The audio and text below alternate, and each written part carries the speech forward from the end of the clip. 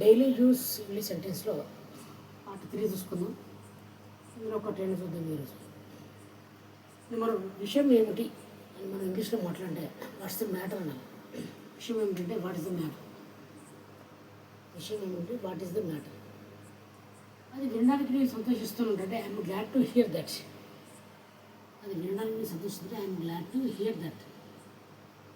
అది వినడానికి నేను సంతోషిస్తున్నాను. థర్డ్ వన్, నేను స్టేషన్కు ఎలా చేరుకోవాలి. Present tense. How do I get to the station. నేను ఈ స్టేషన్కి ఏ విధంగా చేరుకోవాలి. How do I get to the station. ఎట్లా స్టేషన్ చేరుకోవాలి.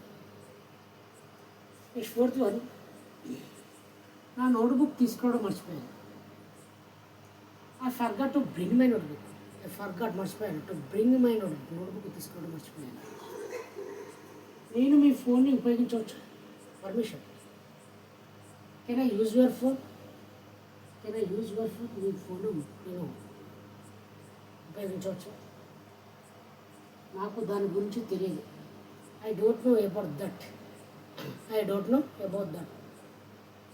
నెక్స్ట్ మనము కలిసి పని చేద్దాం. Let's work together. Shall work together అనొచ్చు, లెట్స్ వర్క్ టుగెదర్ అనొచ్చు. ఓకే. నెక్స్ట్ ఆడుకున్న తర్వాత స్నానం చేయాలి. అంటే టేక్ ఏ బాత్. స్నానం చేయడం take a bath. After playing తర్వాత take a bath. Okay, take a bath అని చెప్పుకోవాలి. టేబుల్పై కాలు పెట్టవద్దు.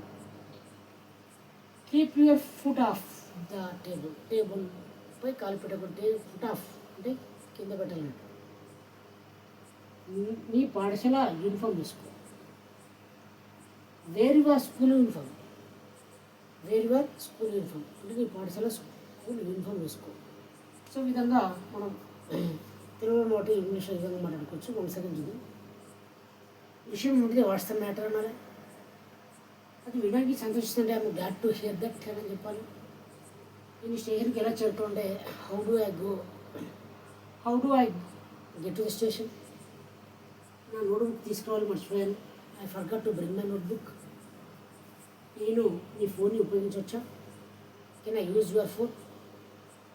నాకు దాని గురించి తెలియదు. I don't know about that.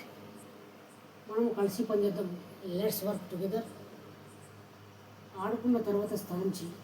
Take a bath after play. టేబుల్పై కాలు పెట్టలేదంటే keep your foot off the table.